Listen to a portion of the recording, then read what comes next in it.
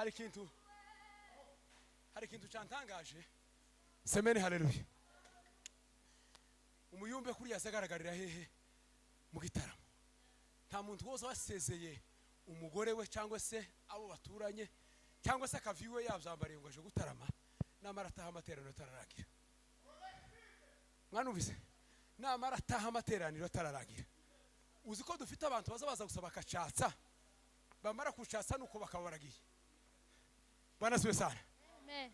dukeneye abaramya dukeneye n'abatinda mu materaniro bakumva ijambo ry'Imana abantu bose izo se no gufashanya amen umuntu azoza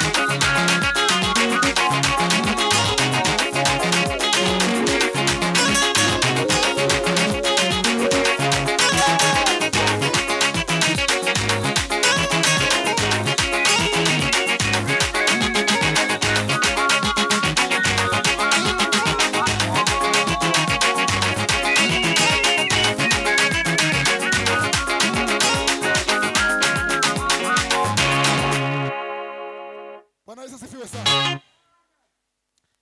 Bwana Yesu asifiwe sana. Tuweze Imana ishubahiro yema.